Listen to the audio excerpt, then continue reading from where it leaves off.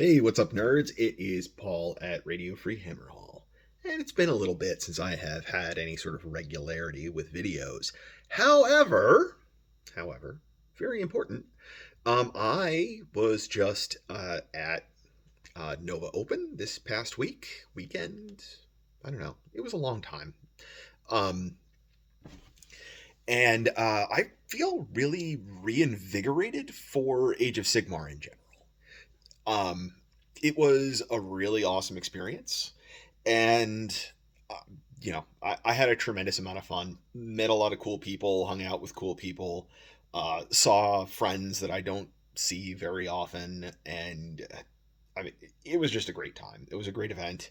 Um, and yeah, I mean, I as I said, reinvigorated for Age of Sigmar and have a whole host of things that I want to do videos on.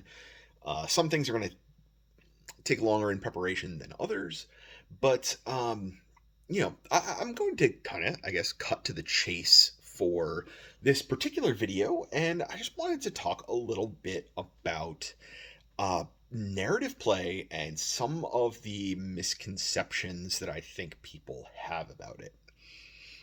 Um, it seems like a lot of folks are, well, maybe I should put it more this way. I feel a lot of people don't really understand what's going on with narrative play and have the wrong kind of ideas about it. And there's plenty of folks that go to narrative events, and I've heard it recently, um, and they're expecting things that are different than reality. And a lot of people go to a narrative event and kind of have this assumption that it's people playing, fluffy lists that are just, whatever models they happen to like and the stuff they hobby on. And, that people are just kind of there to be casual and hang out and have a game. And they're not too, not, as serious about it as, the players, maybe at the GT across the hall. And the thing is that just because you're invested in the narrative aspects of a game or an event, it doesn't mean that people are not good players, and it doesn't mean that they're going to be bringing bad or weak lists. Um, I think the best example I think I could give is like Stormcast Dragons, right?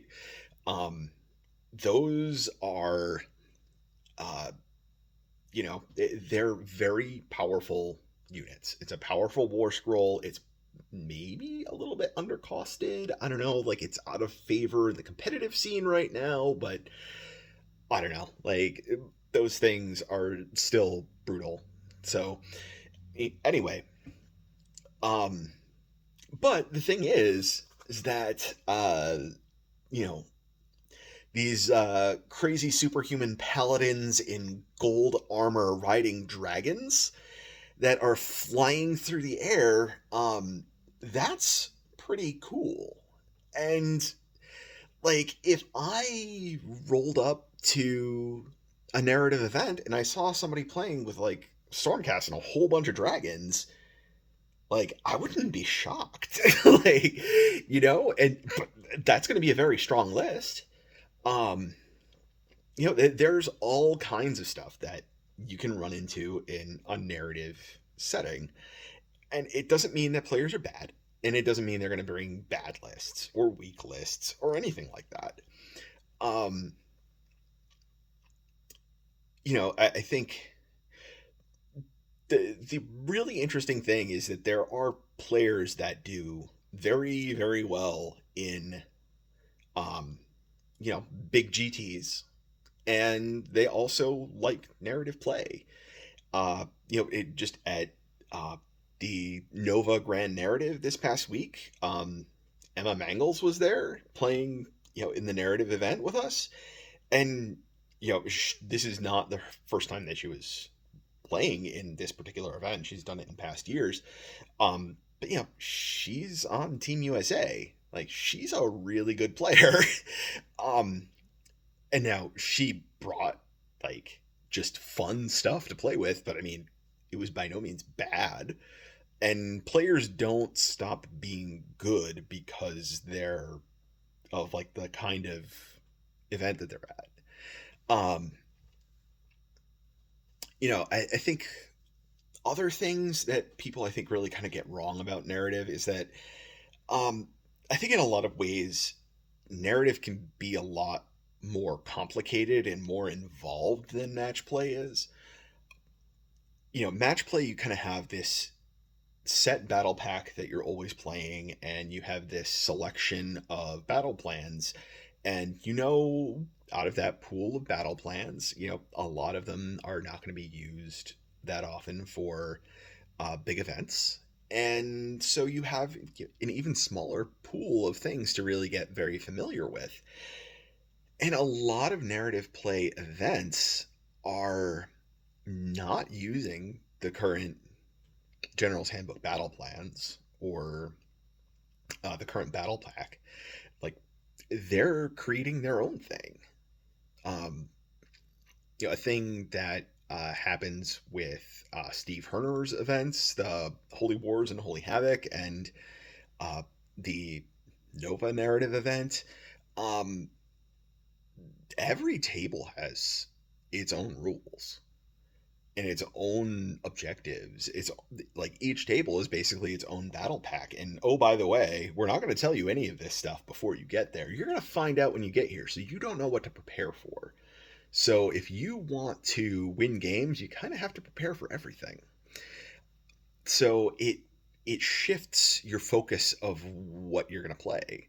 Like, if you're playing to win as many games as possible, you kind of have to prepare for that. Like, you don't know what's going to get thrown at you. I'm gonna do other videos talking more in depth about the Nova Grand narrative, and I'm just gonna kind of glaze over some stuff here. But that's a really fantastic event, and I feel like people don't even know it exists, let alone like the people that know it exists don't know the level of quality that's there. So I'm certainly going to be on a mission to change that and, um, really make that event known better than it currently is. Because, Matt and Justin that are running it, they do fantastic work. And there's a lot of time and effort put into that event.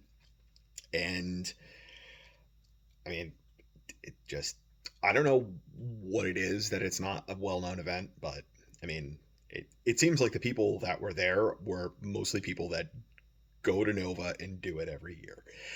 And so I know I'm certainly hooked on it after one event. So I think there it's just a different set of expectations when you're playing a narrative event or a narrative league or even just individual narrative games. You generally speaking, you have objectives that are beyond what a normal match play game is about. Um, it, Now, personally, one of the things that I really like about it is that there is a much better sense of like verisimilitude with the way that battle plans are laid out, how it all works. The match play plans, like they are like the objectives are really abstractions. They're just a place on the table, and you have to go stand over there. And it's really not any sort of explanation or understanding why you're doing that. It's you just kind of go stand there. Like, it's abstract. It's just it's a game. It's giving you a lot more than we've had before Age of Sigmar, certainly. But that doesn't mean that that is the pinnacle of game design by any means. There's a lot going on with narrative play, and with those sorts of games, you feel like you're in the world a whole lot more, and you're not usually just going and standing in a particular place. Like, there's a reason you're going to a specific location and trying to take control of something or trying to do something. It's much more concrete and less abstract. um, and there's just other cool elements that are typical of narrative events. Like, there's usually some sort of progression over the games. Like, they're kind of connected somehow. you know Things change over time. There's all sorts of different ways to do it. Path to Glory is a great example. Like, it's like you're kind of like gaining experience and leveling up as you're going through game after game after game, and you're leveling up your heroes and your units and adding more units to your army, and on and on and on. So if you're thinking in a terms of more than just like, I'm here to tell a story, um if you want to like go and not just do that but also be successful and win games, you have to think about a lot more stuff. Like, it's not just building a list.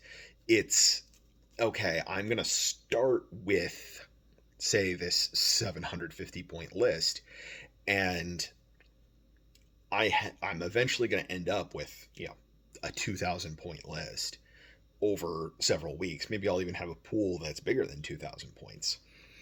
But I have to think ahead and say, I need to have the things that I need for games now, and I need to build everything in a way that is going to be successful over time. You have to like add pieces to your list or your roster that makes sense, that are going to give you um, added value like every step of the way. So, yeah, there's definitely some additional depth, I think, that is going on with narrative. The other cool thing about it is that, I think even more so than we see with match play, is that, you know, there's other things that people are doing or interested in besides just winning the games, winning matches, um, and trying to have the best record. You can create whatever sort of objectives that you want, over the course of the event that you're playing in, or the league, or whatever. It doesn't have to just be about winning the table objectives. Um, one thing that I thought of towards the end of the Nova narrative event was, I was obviously playing Nurgle, and it occurred to me way too late, like, I should be keeping track of every disease point that I put on the table. And I should see how much disease I can spread over the course of the event.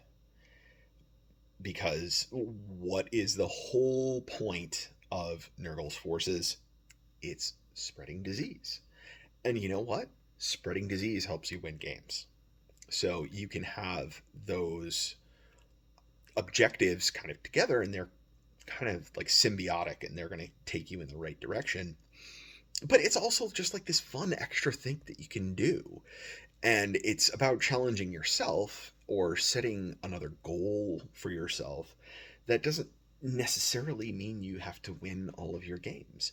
There's a lot of people that are just interested in playing the models that they like, and they don't particularly care about winning, or um, they're really invested in creating something unique and special with their army. Between conversions and using models outside of the typical range, and kit bashing, and interesting and unique paint jobs, and putting all of someone's love, attention, and energy into you know painting and hobbying on an army, and creating something really unique and special that's expressing something about that person, or just doing something cool, doing something you think is cool. And it seems like there's a pretty big emphasis on that stuff in narrative events, definitely more so I think than there is for more competitive match play events. So it's there's just a lot going on, and there's a lot of self-direction. It's much more open to self-direction than I think match play events really are, and really kind of allows more room for that sort of thing. It doesn't. There's people that go to competitive events, and most of them have awards for best painted armies, and the best overall, or whatever category or name we're calling that concept these days, because I know that's a controversial issue. But paint and hobby is involved in that. um, but that's not the main focus of the event. That seems almost like a side thing, and there I think it seems like there's a lot of competitive players that are just not that concerned about that. uh, Even though I have to say, like, I don't want to, you know, poop on competitive players in terms of hobby, because like they're like a lot of them are really good painters and they're putting really good stuff on the table. It just seems like less of them are really interested in going for the painting trophies. And the thing is that all of these kinds of different events are out there, and they cater to different interests of different people. And I think one of the really cool things that about Age of Sigmar is there is so much modular design in the game, so that you can have the same core set of rules and you can play narratively, or you can play competitively, you can play two player, you can play multiplayer, you can do all sorts of things, and it doesn't break the core rule system. You can just kind of mix and match things and it still all works. And I really have to applaud the folks, working on the rules and all that stuff at Games Workshop, because I feel like they're, in terms of that anyway, like they're doing a really good job on creating a game that you can enjoy from a lot of different perspectives. So yeah, I think there's also a lot of folks that are just not really familiar with narrative play and what's going on with it. So as I said, like there's I think a lot of misconceptions and misunderstandings of what's going on with narrative play. And I want to promote the events more, promote the people more, and talk about it, and get people more familiar with these ideas, because there's definitely people out there that I think don't even really know that this stuff exists. And if they knew more about it, you know, these events would be bigger, there'd be more of them, and there's a lot of people that would just have even more fun than they already are, because there's people like going like playing match play that don't really know about the narrative stuff, but like they named all their heroes and have stories behind their armies, and they're putting a lot of time and energy and effort into everything. And um and they're just doing all that because they love it, and they're doing it for themselves. And I think they don't realize that they can go be a part of a community and something bigger that's really catering to that sort of idea and concept.